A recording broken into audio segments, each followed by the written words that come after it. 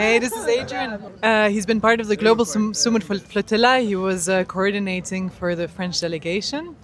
How are you feeling right now? Right now I'm feeling safe. I'm happy to be arrived now in Freiburg, and I still haven't processed everything. I feel like I need a bit of time, but because it was a long journey, and I'm happy to tell it now to everyone. Maybe just tell us about your experience. And Just to put a bit of context, there was the last flotilla was in last year in August, and we were about 45 ships. We got intercepted by Israel as well, with a certain amount of violence, and deported back to different countries. This year we wanted to achieve 100 boats, to have a bigger amount, to make the interception more difficult and to put even more pressure on Israel. There was a departure in Barcelona on the 12th. Then we reached Sicily, 12th of April of this year, and then we reached Sicily with other vessels. And from Sicily to Greece, we got intercepted by Israel. And this was 1,000 kilometers away from Israel. They kidnapped 180 people, destroyed 22 boats. They arrived on the boat, kidnapped the people, destroyed the boat, and left the boat floating. Those boats are just an inactive object in the sea, which is super dangerous for all the other navigation vessels in the Mediterranean Sea. And so that's like called piracy, basically. It was like no law, no justification. They put the people back to Crete in Greece. They didn't have any legal justification of that. Just kidnap people, beat them, destroy the boat, and put them in a country. Greece was complicit because this kidnapping was happening not in the territorial water, it was in international water, but in the waters where the Greek coast guards have the obligation to rescue people. So when the interception was happening, the boats were calling SOS. The Greek coast guard should have come, but they didn't, to let Israel do their thing, their piracy act. So that was already a bit of a scandal. They took two organizers, Saif and Thiago, and hold them for 12 days in Israel. They didn't have anything anything to keep them in prison or in jail or to accuse them. So they just were saying like, we are continuing interviewing them to find out. So they made like a 12-day interview.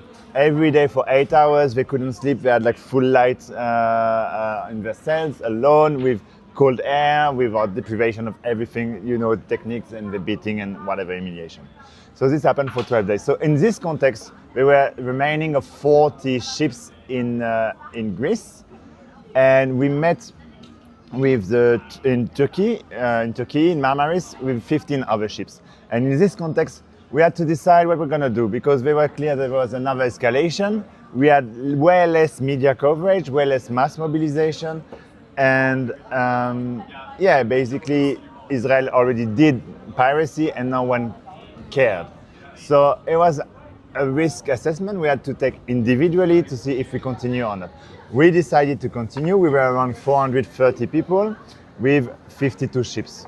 We sailed from Marmaris in Turkey to Gaza.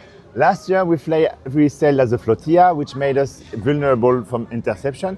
This year we decided to sail in 5 different groups to spread ourselves and to make the interception more difficult. This year, this wasn't an interception act. It was clearly a terrorist act. What they did, they arrived to the boat, kidnapped us with a lot of force, destroyed the boats, and then put us in a prison boat. Basically, a prison boat is like a container ship. It's a military container ship. It was like a military vessel. Israel don't need this kind of shit, but it's made by USA, given for them to basically carry some tanks and other heavy-duty military equipment. And they put like 4 containers, let's say like a square of containers, and inside there's open air court. When we arrived in the prison ship, the escalation of violence was even more. And for example, I have nail polish because I like it, and then directly like, oh, you're gay and stuff. So they always come. You always get a soldier or a policeman with you, and they always judge how much violence they can do to you. The first thing they ask, where you from? So like the passports is a passport grade. And so they saw me, I'm brown, so like a lot of violence. They saw the nail polish, gay, so it's more violence. And then I told them I'm French, so it's middle violence. And so you don't really know you're going to be handled. It's a bit like also to the appropriate. Every soldier decides for himself how much violence he's going to give. So we arrived them, we gave the passports, and I thought I would be thrown in jail. But before going to jail, we went to a container. It was one by one, we had to go through this container, and it was dark. It was just the shadow. And there was 3 Israeli soldiers, and they were just beating us. So I was like, you arrive like that to the container, and the first thing he did is just raise my hand, and then the first thing I saw was just a punch in my face. And then I never was punched. It was like the first experience, and it was like, wow, a bit shocking. And so there were 3 guys beating me down, and I was like there, and I didn't protect enough my ribs, so they were just like beating us down. And then after 2-3 minutes in the dark being beaten, they throw us out of the container, and you arrive to the open air prison. And that's where I realized, wow, I saw my cameras, there was already 100 people there, and I was like, wow, okay. What happened? And then you just really come down, you see you're in the safety zone because you have all your friends, they come to you. And then you realize that they all suffered the same. And then you start to hear the next one already screaming in the container for this violence. And so that was really fucked up, this moment. And then you start to ask like, what happened to you and stuff. So there's different range of violence, like there was sexual abuse, like touch, and also like raping abuse. There was like beating down, like me. There was like taser, like electrical things. They have also their guns, they have like spike on the guns, and they were like just spiking people on the backs and stuff. And there was 3 cases of syringe injection. And we didn't know what it was. So that was this kind of violence we had. We had a lot of broken, bruised ribs and bones, and we had also broken ribs and broken arms. And you arrived in this mess, and you just realized you have only 3 containers to sleep. That was all. So the containers were dead empty. We were in t-shirts, everything was wet to make us cold.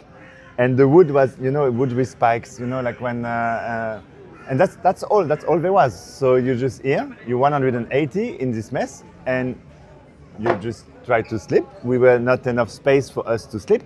And so you first take the people who couldn't move so much, were like heavily injured, and you help them to lie down on the fucking wood. In the cold, everything wet, and you're like, we don't know what's gonna happen. And we all tried to lie down, but there was not enough space, so people were standing up the whole night, just waiting the night to pass. That was the atmosphere we had. We didn't have enough water, we had only bread, but many of us were doing hunger strike, and we didn't have medics. One of the hardest cases was someone was suspected to have a broken rib, and we were afraid that the broken rib will pierce the liver. So we asked, we how do you say, like we begged for the soldiers to isolate him. So he was in isolation, and the only isolation he had was like a 10-meter square room. We had a thin mattress, and he had no medical assistance, nothing. And we asked for someone else to be in this room with him. And those 2 had the same humiliation, harassment, and violence. One day, this guy told me like, he saw an Israeli soldier, so they're all like masked, covered, and he was only in a boxer. And he came, and there was another soldier with his rifle, and the soldier in boxer started to seduce one of those. And he told me, like, in his eyes, he was shocked and paralyzed. He thought he was gonna get raped. And then they humiliated, beating them, and just left away. This is the kind of stupid, humiliating violence they do, and they take pleasure of doing that. That's like how fucked up they are. And so that was a bit the mood on the prison boat. It was only terror. We were in international waters, in the prison boat. It was a no-law zone, no camera zone. They could do anything, and every soldier could do anything to anyone, and it could have escalated really fast. As I said, broken ribs to the length, someone could have died, because there was no fucking medics on this boat. Like it was just crazy.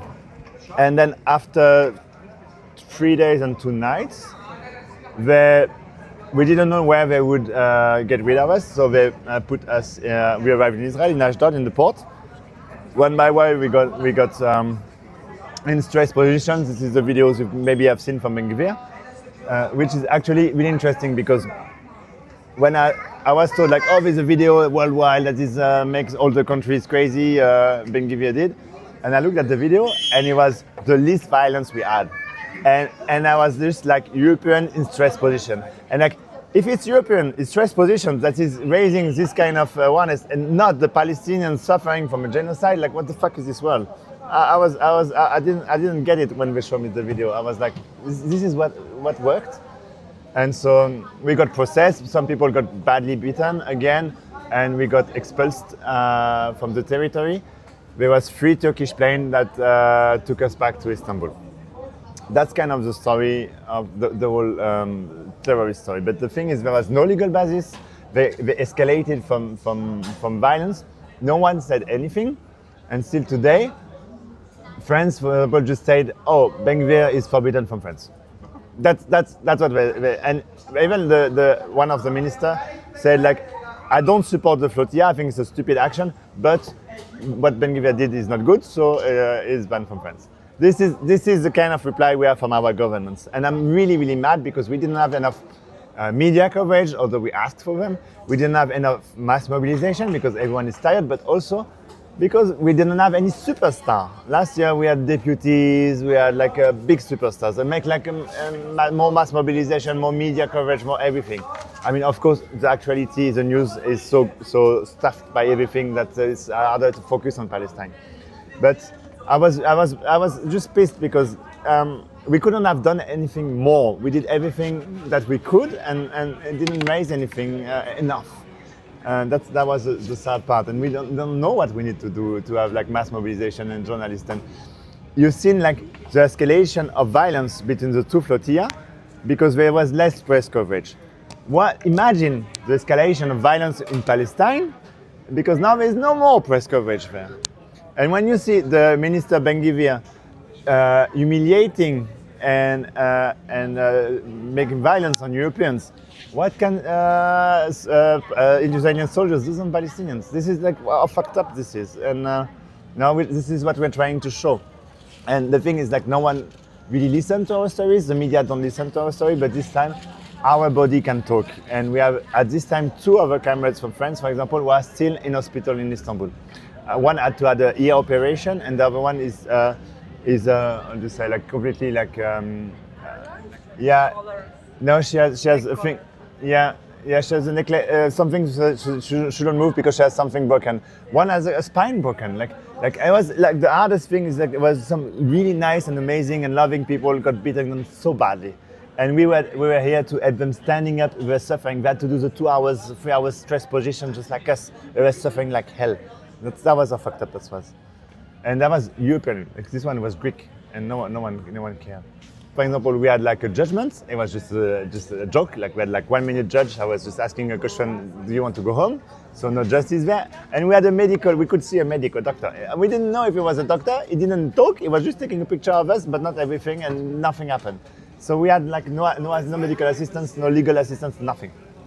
And that's where they are doing their own rights and whatever they want, and no one is still stopping them. And that's what's sad. So now. I don't know what's next. I don't know if we're going to do a flotilla soon because there was some concern about this flotilla. So we'll see. But we will continue to fight for Palestine. Of course, there's already many action, but the Global Summed Flotilla is a bit different because it's worldwide activism, and we'll have to find the big action that will mobilize all of us again. So we'll keep on thinking and supporting all the actions for now. And free Palestine. And free Palestine. Everyone is going to the medics and filing and having the reports, and they're going to file a thing at the international court, but also by country. But this take up for 5 to 7 years or whatever. So I'm not counting on that so much. I think it's important to do, but that's kind of the juristical world. I think the only way to change things is mass mobilization. That's the only thing that can happen. So yeah, it's really important that we do that. It's important that there is like a trace of everything. But personally, I don't count on it for change so many things. Yeah. Thank you for sharing your stories, and just know that you have a lot of people around you, even if the media doesn't pick up. I think you and all the people from the flotilla, you have like millions of people listening and just wondering about you, and complete solidarity with you. So thank you for sharing your story, and thank you so much. I hope people come out like in support of this. I'm sure most of us are okay now, and we are safe, and we are well taken care of. So we're all going to be okay. That's a good thing, and we'll be back and ready to fight again soon. I hope. Amazing. Love to hear that. Thank you.